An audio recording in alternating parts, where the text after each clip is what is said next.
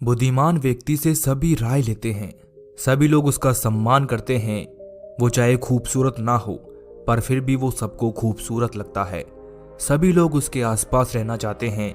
सभी लोग उससे बात करना चाहते हैं। समाज में उसकी इज्जत होती है। वहीं एक बुद्धिहीन व्यक्ति से कोई राय नहीं लेता। सब उसका मजाक बनाते हैं।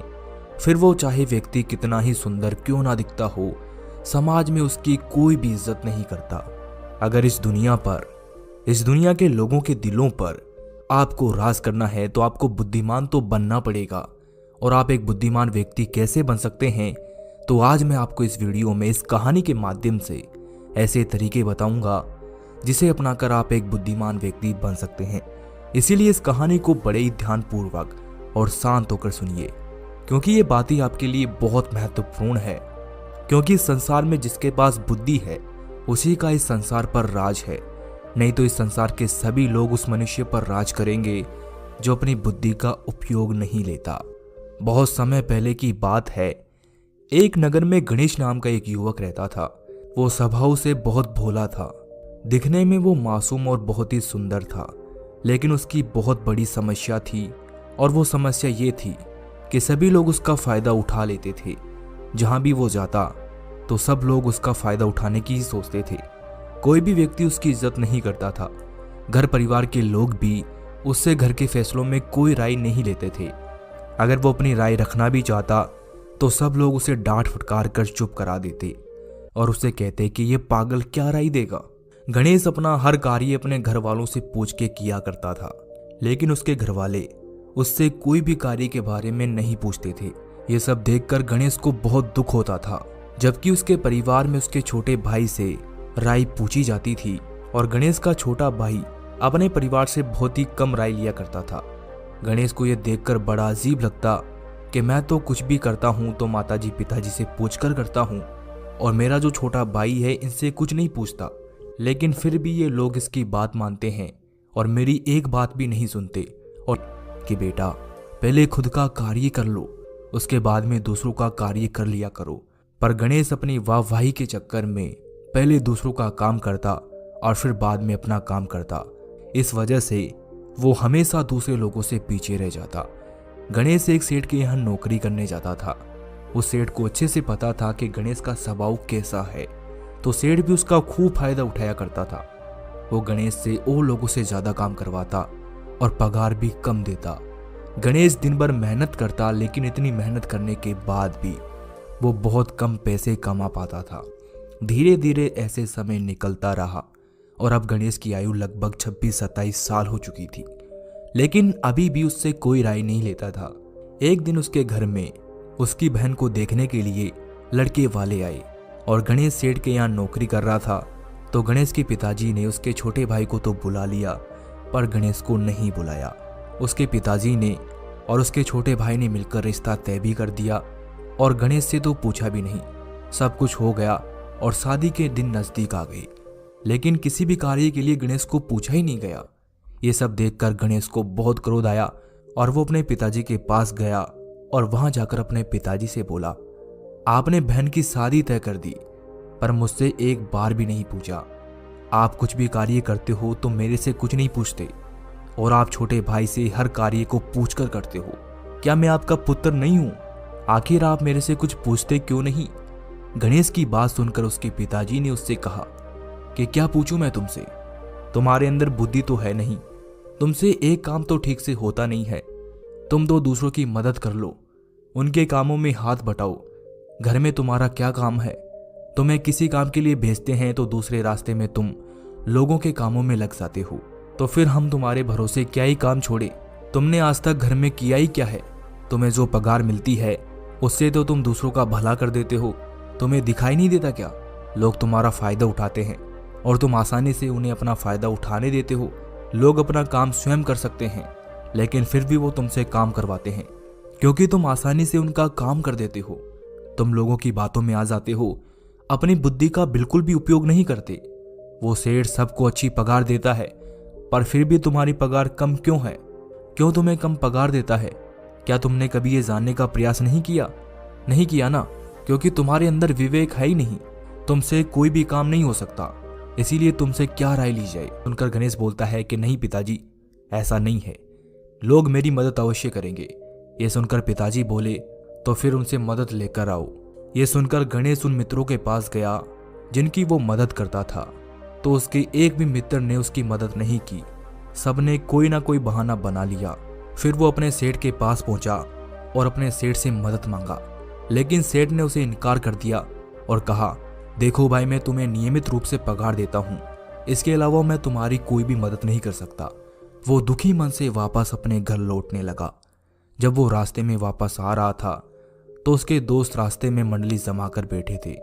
तो गणेश ने सोचा कि आज मैं इनकी बातें छुपकर सुनता हूँ, ये मेरे बारे में क्या सोचते हैं। फिर वो चुपचाप जाकर उनकी बातें सुनता है। तो उसके मित्र कह रहे थे कि गणेश तो बिल्कुल बेवकूफ़ है, इसे हर कोई बेवकूफ़ बना सकता है। आज पैसे मांगने आया था पागल, हमने उसे खूब बेवकूफ़ बनाकर उससे खूब पैसे ऐंठ लिए हैं और उसे पता भी नहीं चला। और वो पागल है, हमें पैसे दे भी देता है। और वो सेठ जिसके यहाँ वो नौकरी करता है वो भी उसे बहुत कम पगार देता है, जबकि सेठ हमें उससे दुगनी पगार देता है। ये सब बातें देखकर गणेश बहुत दुखी हो जाता है और अंदर से टूट जाता है और रोता हुआ जंगल की तरफ चला जाता है और वहां जाकर जोर जोर से रोने लगता है और भगवान को कोसने लगता है और कहने लगता है कि हे भगवान, आपने मुझे ऐसा क्यों बनाया है। कोई मेरी इज्जत नहीं करता, सब लोग मेरा फायदा उठाते हैं, सब लोग मेरा मजाक बनाते हैं। जब वो ये सब कुछ बोल रहा था तो उसकी सारी बातें उस जंगल में ध्यान कर रहे बौद्ध भिक्षु ने सुनी।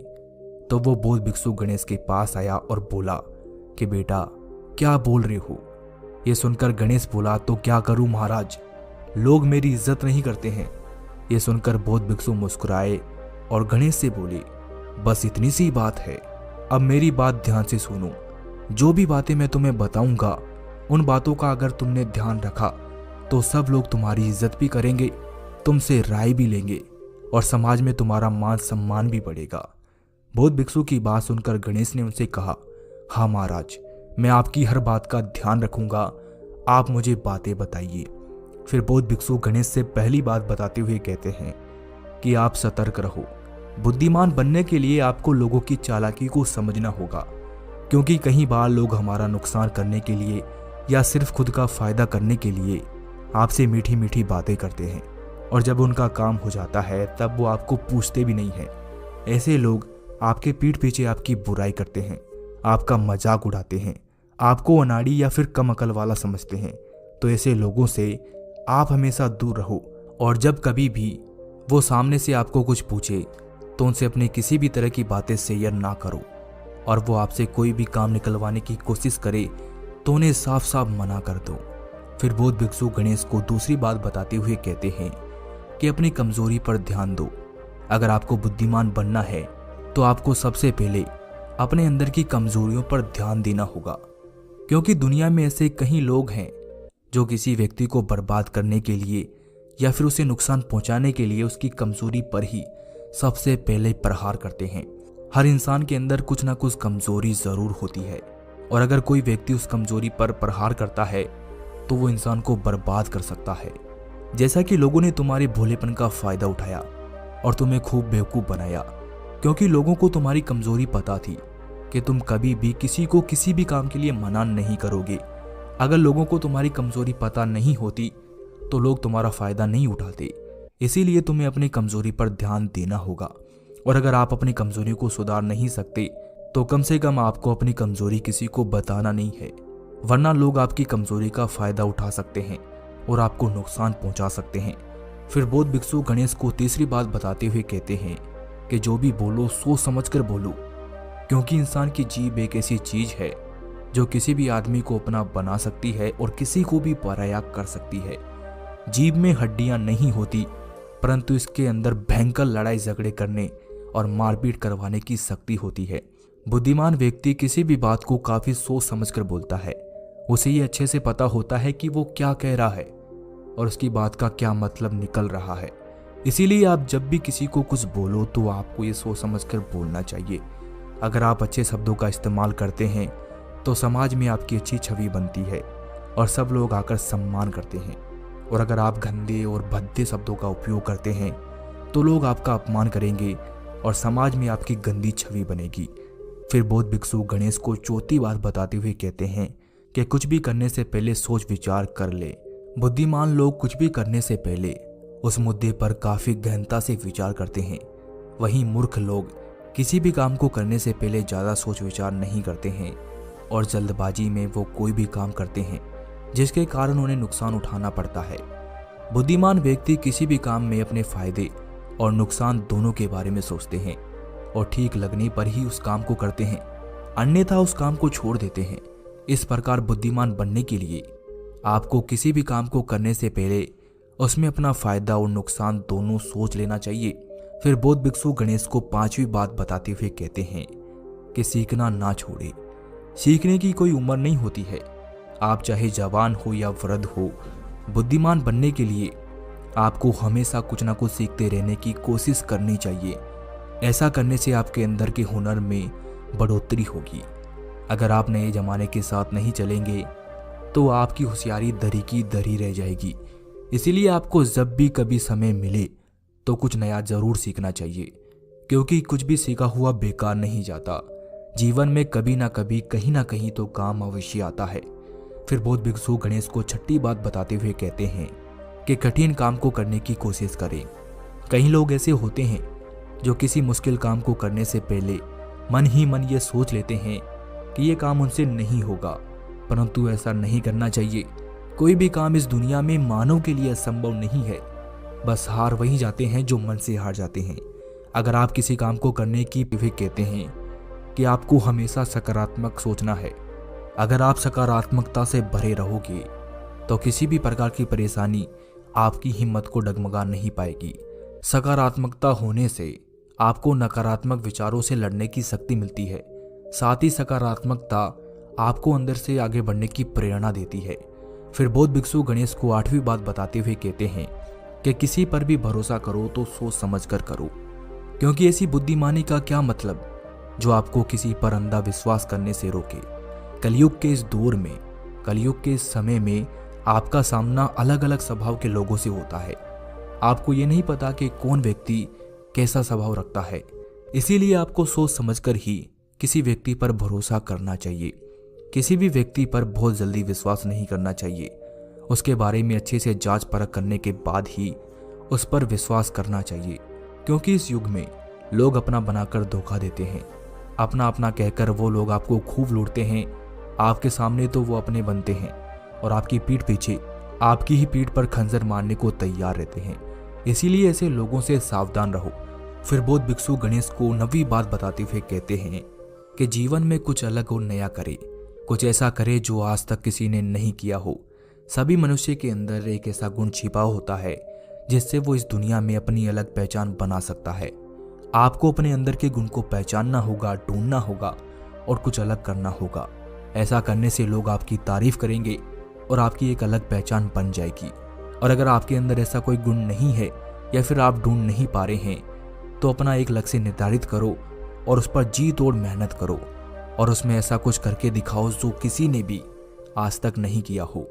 फिर बौद्ध भिक्षु गणेश को 10वीं बात बताते हुए कहते हैं कि अपनी सेहत पर ध्यान रखो, क्योंकि मानव के जीवन में स्वास्थ्य से बढ़कर कुछ भी नहीं है। हमारी बुद्धि का रास्ता हमारे पेट से होकर जाता है। जैसा हम खाते पीते हैं वैसी ही हमारी बुद्धि होती है। इसीलिए हमें स्वस्थ व सात्विक भोजन करना चाहिए। माँ प्रकृति से प्राप्त चीज़ों का ज़्यादा से ज़्यादा सेवन करना चाहिए। अगर हम स्वस्थ रहेंगे तो हम बड़े से बड़े कार्य को आसानी से कर पाएंगे, और अगर हम अस्वस्थ रहेंगे तो हम छोटे से छोटे कार्य को भी नहीं कर सकते। इसीलिए सबसे ज़रूरी है कि हमारा शरीर स्वस्थ रहे। अगर आपके पास धन दौलत है और आपका शरीर स्वस्थ नहीं है तो वो धन दौलत आपके किसी भी काम नहीं आने वाली। आप काम तो बहुत कुछ करना चाहते हैं, लेकिन आपका शरीर अस्वस्थ है तो वो आपके काम करने में कभी मदद नहीं कर सकता। इसीलिए सबसे पहला कर्तव्य हमारा यही है कि हमें अपने आप को स्वस्थ रखना चाहिए। फिर बौद्ध भिक्षु गणेश को 11वीं बात बताते हुए कहते हैं कि आपको बुद्धिमान लोगों की संगत में रहना चाहिए, क्योंकि व्यक्ति जिस प्रकार के माहौल में रहता है उसका व्यवहार और उसकी सोच भी वैसी ही हो जाती है। इसीलिए आपको ज़्यादा से ज़्यादा समय बुद्धिमान लोगों के साथ बिताना चाहिए। ऐसा करने से आपको उनके सोचने का तरीका, उनके बोलने का तरीका, उनके व्यवहार का तरीका, उनके जवाब देने का तरीका और उनके निर्णय लेने के तरीकों के बारे में जानकारी प्राप्त होगी, जो आपके लिए बहुत फायदेमंद रहेगी। फिर बौद्ध भिक्षु गणेश को 12वीं बात बताते हुए कहते हैं कि अपने फैसले खुद लेना सीखो और दूसरों से कभी भी किसी भी चीज़ की उम्मीद मत रखो। फिर बौद्ध भिक्षु गणेश से कहते हैं कि आप अपने जीवन में फैसले खुद लो कि आपको क्या करना है और क्या नहीं करना। दूसरों से कभी मत पूछो, क्योंकि आपको पता है कि आप क्या कर सकते हैं और क्या नहीं कर सकते, जबकि दूसरा ये नहीं जानता। दूसरा तो आपको अपने अनुभव के आधार पर ही कुछ बताएगा। और दूसरी बात, जब आप दूसरों से निर्णय लेते हो तो आपको वो बेवकूफ़ समझता है या फिर आपको कमज़ोर समझता है, और ज़रूरी नहीं है कि जो उसने बताया हो वो सही हो। और अगर आप अपने लिए गए निर्णयों में असफल हो जाते हो तो आप उससे कुछ ना कुछ नया सीखते हो। और आपको कभी भी किसी से भी कोई भी उम्मीद नहीं रखनी चाहिए। उम्मीद आप अपने आप से रखिए। अगर उम्मीद आप अपने आप से रखोगे तो आप अपनी उम्मीदों पर खरे उतरोगे। अगर दूसरों से रखोगे तो वो आपकी उम्मीदें तोड़ भी सकते हैं और फिर आपको बहुत तकलीफ होगी। फिर बौद्ध भिक्षु गणेश को कहते हैं कि मेरी बातों को हमेशा ध्यान रखना, तुम्हें कोई भी बेवकूफ़ नहीं बना सकता और सभी लोग समाज में तुम्हारी खूब इज्जत करेंगे।